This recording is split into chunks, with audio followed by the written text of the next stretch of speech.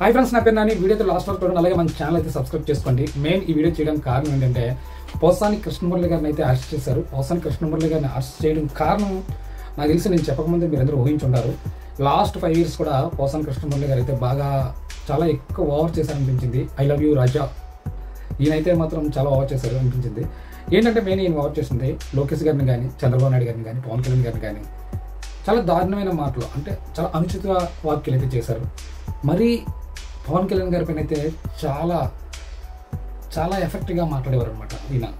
ఇది ఒకే ఒక రీజన్ ఏంటంటే వైసీపీ అధికారంలో ఉంది, జగన్ గారి ఫుల్ సపోర్ట్ చూసుకొని వీళ్ళైతే మాట్లాడడం అయితే జరిగింది. కానీ ఈ రోజు పరిస్థితి అలా లేదే.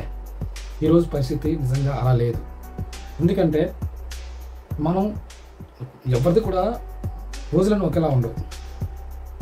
ప్రతి దానికి అంటే పవన్ కళ్యాణ్ గారికి ఏదైనా స్పందించాలంటే వన్ సైడ్గా పోసాని కృష్ణమురళి గారు అయితే చాలా దారుణమైన మాటలు అయితే మాట్లాడేవారు. ఈరోజు అనుభవిస్తారు. ఈయన కేసులో మెయిన్ బెయిలబుల్ కాకుండా నాన్ బెయిలబుల్ కేసులు ఎక్కువ ఉన్నాయట.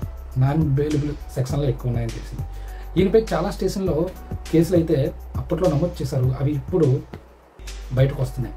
ఏదైనా మనం మాట్లాడే ముందు ఒకసారి ఆలోచన చేయాలన్నమాట. ఆలోచన చేసి మనం మాట్లాడేది ఎంతవరకు కరెక్టో చూసుకుంటే బాగుంటుందని నా అభిప్రాయం. పోసాని కృష్ణమురళి గారిని అయితే అరెస్ట్ చేశారు. ప్రజెంట్ వాళ్ళ మిస్సెస్కి ఇన్ఫర్మేషన్ అయితే ఇచ్చారు. 42 నోటీసు ఏదో ఇచ్చారని తెలుస్తుంది. ఇది ప్రజెంట్ పోసాని కృష్ణమురళి గారి గురించి. చూద్దాం, రేపు మేము మిగతా వీడియోలో చేద్దాం.